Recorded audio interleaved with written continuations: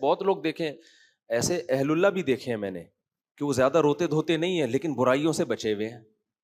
کیوں؟ جس ماحول میں پیدا ہوئے اس میں برائیوں کا ماحول نہیں تھا, بچپن سے ماں باپ نے تربیت کی, برائی کرنے نہیں دی, وہ کہتے ہیں بھائی ہم سے نہیں ہوتی یار, ہوتی نہیں ہے جاؤ. ہمارے حضرت فرمایا کرتے تھے یہ جو بدنظری ہے نا یہ انسان کی فطرت کے خلاف ہے. جب انسان صحیح ماحول میں بڑا ہوتا ہے نا تو اس کو غیر محرم عورت کو دیکھنا اس کے ضمیر پسند نہیں کرتا, اس کو اپنے اندر سے بو آتی ہے, اسمیل آتی ہے. فرمایا کہ لوگ کیا کرتے ہیں, اللہ نے اسپرنگ لگائے ہوئے ہیں کچھ کہ جب نظر پڑتی ہے خود جھک جاتی ہے, تو لوگ آنکھیں پھاڑ پھاڑ کے دیکھ کے نا وہ اسپرنگ ڈھیلے کر دیتے ہیں, پھر دیکھنے کی لت پڑ جاتی ہے. پھر جس دن کوئی گزر رہی ہو نہ دیکھیں تو ڈپریشن میں جا رہے ہیں کہ پتہ نہیں کیا بہت بڑا کوئی علم تھا جو ان سے جس سے محروم رہ گئی. یہ ٹھڑک ہوتی ہے کہ یار دیکھیں تو, حالانکہ کچھ بھی نہیں ہوگا, تو دیکھے گا کچھ بھی نہیں ہے. موبائل میں کتنی تصویریں بھری ہوئی ہیں, گوگل پہ کتنی, تو جو جس قسم کا ڈیزائن دیکھنا چاہے دیکھ سکتا ہے نا. کتنے آج کل گناہ کے راستے, پھر بھی جو کوئی گزر رہی ہوگی نا انٹی, جب تک ایک دفعہ دیکھ نہ لے اس کو چین نہیں آتا. کیا کر لیا بھائی تو نے اس کو دیکھ کے, کیا مل گیا تجھے؟ وجہ کیا ہے؟ دیکھ کے عادت کس کی پڑ گئی ہے؟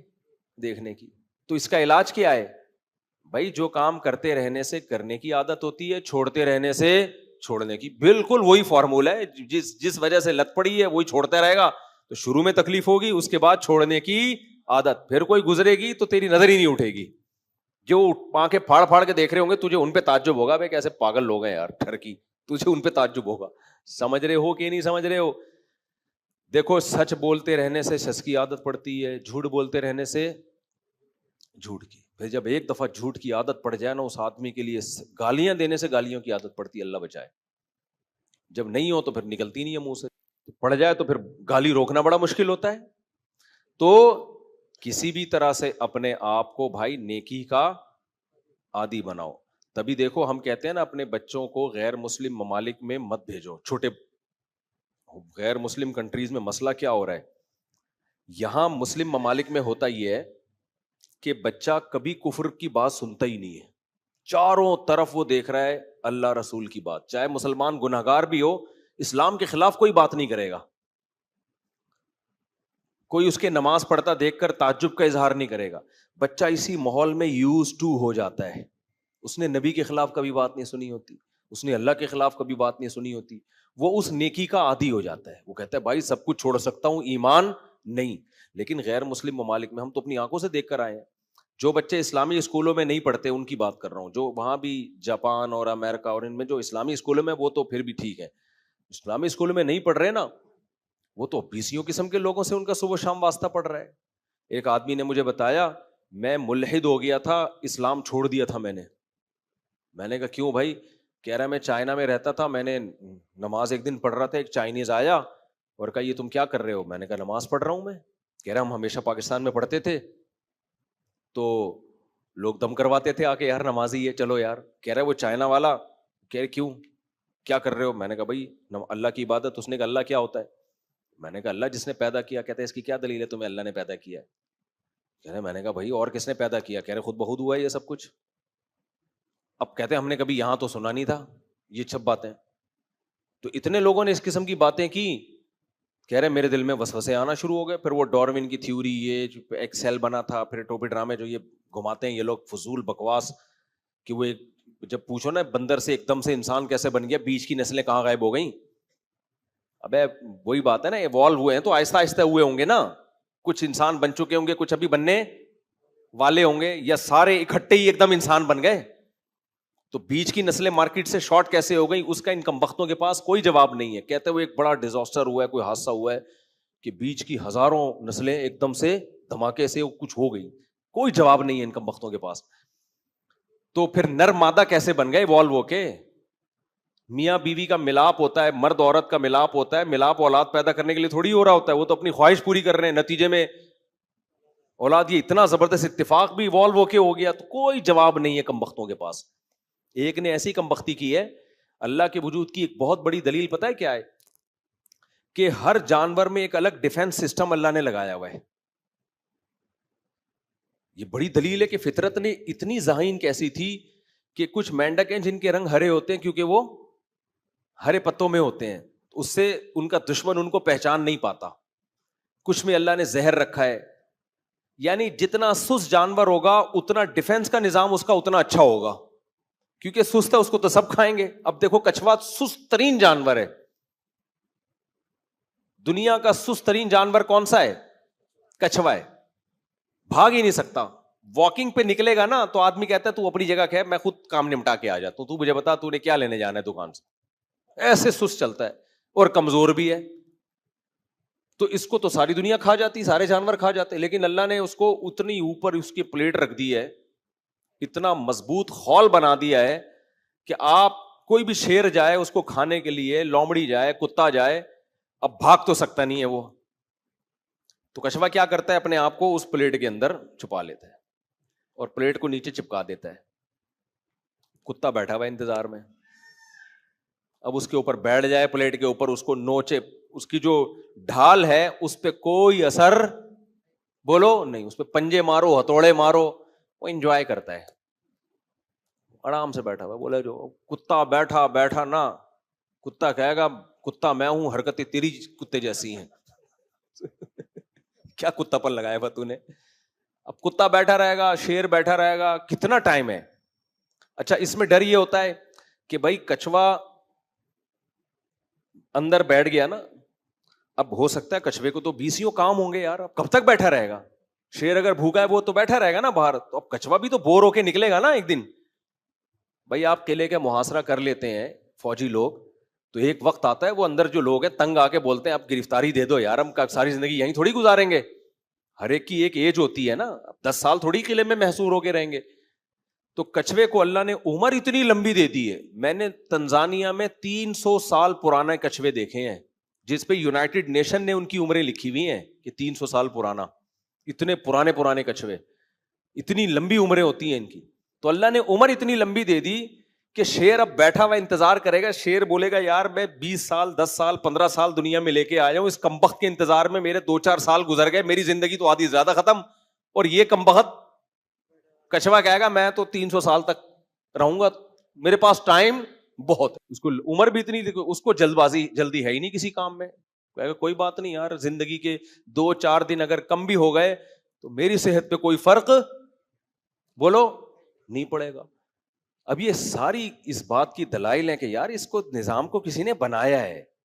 فطرت نے خود تو نہیں کر دیا کہ جس بیچارہ سست ہے تو اس کو خول دے دو، اس کو دوسرا اپنی نسل بچانے کا کوئی اور ٹیکنیکل طریقہ دے دو، عمر بھی لمبی کر دو. جلد بازی نہیں ہو اس کو، کہ وہ شیر کی عمر کم ہے، ٹائم کم ہے اس کے پاس، وہ پھر تھوڑی دیر انتظار کرتا ہے، بولتا ہے میرے دنیا میں اور بھی کام ہے. صحیح ہے نا؟ تو نکل جاتا ہے وہاں سے، کہتے تو چھوڑ دے. جب وہ کچھوا پھر بھی آرام سے اندر پڑا رہتا ہے، کیونکہ شیر پیچھے مڑ کے دیکھتا ہے کہ میرے جانے کے بعد دیکھنا منڈی نکالے گا، یہ جیسے نکالے گا حملہ کروں گا. کچھوا کہتا ہے تو جا. شیر چلا جائے گا، کچھوا اگلے دن منڈی نکالے گا، بولے گا یار میرے پاس نہیں ہے، میرے پاس بہت. پھر تھوڑا سا جائے گا یوں کر کے، پھر دیکھے گا کوئی چیتا آ رہا ہے، چلو پھر بیٹھ گیا آرام سے. تو یار یہ نظام کسی نے بنایا ہے بھائی، یہ خود بخود نہیں ہو سکتا. تو اس کا ان کم بختوں کے پاس کیا جواب ہے؟ کہہ رہے ہیں ایکچولی ہوا یہ تھا کہ نسلیں تباہ ہو رہی تھی، تو جن کا اتفاق سے جن کا ایسا سسٹم تھا وہ بچ گئے، جن کا ایسا سسٹم نہیں تھا وہ. بھائی آپ ٹوپی کرا رہے ہو، صحیح ہے نا؟ خدا کے انکار کے لیے بہت حد سے کراس کر رہے ہو آپ. مور کے جو اتنے خوبصورت پر ہیں، یہ ایوالو ہونے کا نتیجہ. دنیا میں مور ہی کیوں پر پھیلا کے گھومتا ہے، ناچ دکھاتا ہے، اپنے پروں کی نمائش کرتا ہے؟ کوئی اور پرندہ اس طرح سے نمائش کیوں نہیں کرتا؟ فطرت نے اس کو جب اتنے خوبصورت پر دیے، دماغ وہ ذہانت تھوڑی ہے جو انسانوں کی ہے، لیکن فطرت نے اسی میں یہ دکھایا کہ اپنے پر ایسے گھما کے لوگوں کو تو دکھانا، تاکہ تیرے کلر کو دیکھ کر وہ کہیں کہ یہ پینٹنگ کسی نے کی ہے، یہ پینٹر کا کمال ہے، یہ پینٹنگ کروڑوں سال میں بھی آٹومیٹیکلی نہیں ہو سکتی. تو مور کی تو ساڑی نما ایسے پیچھے وہ جھالر گھوم چلتی ہے، اور پھر ایسے پر لگا کے دکھاتا ہے، یوں گھومتا ہے. ہمارا مور دیکھ لیا کرو صبح ایسے یوں کر کے یوں، اور ایسا مور اسٹائل کرتا ہے، میں کہتا ہوں ون مور، ایک اور دفعہ دکھائیے اپنا اسٹائل جو ہے نا. پھر وہ یوں کرتا ہے ایسے کر کے، پھر ایسے پر اتنے خوبصورت اس کے کھلتے ہیں. تو بھائی یہ فطرت کی عکاسی ہے. تو خیر ہم کہاں سے کہاں چلے گئے. تو وہ دیکھو وہ چائنا میں جب چاروں طرف اوٹ پٹانگ باتیں سن رہے ہیں بیکار قسم کی, خدا کو کس نے بنایا, پھر خدا, تو وہ کہتے ہیں میں تو پاگل ہو گیا, میں نے نماز ہی چھوڑ دی, ایسے وسوسے آئے. خیر اللہ نے اس کو پھر ہدایت دی دوبارہ. تو اسی وجہ سے بہت زیادہ اس کا علماء اہتمام کرتے ہیں, بھائی بچے کو ماحول کیا دو, دینی ماحول, وہ چاروں طرف بات ہی اچھی سنے, سچ کی بات, اللہ رسول کی بات, ماں باپ کی اطاعت کی بات. اور میں بار بار جو کہتا ہوں کہ اپنے جلدی شادیاں کرو, بچے پیدا کرو, پھر اپنے بچوں کے سامنے اپنے ماں باپ کی خدمت کرو, تاکہ بچے یوز ٹو ہو جائیں کہ یار کلچر ہے ہمارا, میرے باپ اپنے باپ کی خدمت کرتا ہے تو ہمیں اپنے باپ کی خدمت کرنی پڑے گی. پریکٹیکلی زبانی تقریروں سے تھوڑی ہوتا ہے, اس کو وہ ماحول دے دو, ایسا ماحول دے دو, یعنی ماحول کا مطلب عمل کر کے دکھاؤ.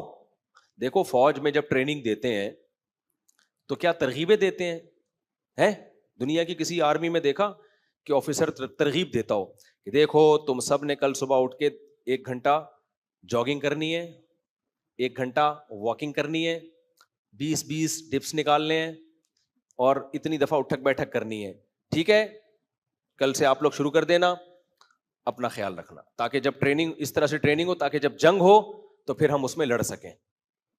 ایسا نہیں ہوتا بھائی, وہ اگلے دن آئے گا ٹھڈے مار کے اٹھائے گا, تیرا باپ بھی دوڑے گا, وہ دوڑوائے گا پریکٹیکلی, سمجھتے ہو, کہے گا ہم نے NCC کی ٹریننگ کی ہے کالج میں, پہلے ہوتی تھی, جنرل مشرف کے دور میں ختم ہو گئی, وہ ایک ہی ڈھنگ کا کام کالجوں میں ہوتا تھا, وہ بھی ختم. تو اس میں 20 دن فوجی ٹریننگ کرواتے تھے.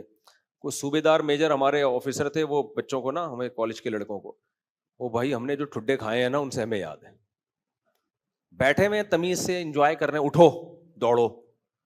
کیوں دوڑے, ابھی تو دوڑ کے بیٹھے تھے, کوئی کیا کرنا ہے, جب دوڑنے کا ٹائم آگا دوڑ لیں گے. نہیں بھائی دوڑو, دوڑے تگڑ تگڑ تگڑ تگڑ تگڑ, لیٹ جاؤ کرالنگ کرو, ٹھیک ہے نا بھائی, بتا دو ایسے کرالنگ ہوتی ہے, ہم خود کر لیں گے. اگر ابھی کوئی انڈیا حملہ تھوڑی کر رہا ہے پاکستان پہ, ہمیں بتا دو ہم کر لیں گے. نہیں بھائی ایسے تھوڑی ہوتا ہے, ابھی تیرا باپ بھی کرے گا, ابھی کر رہے ہو, صحیح ہے نا.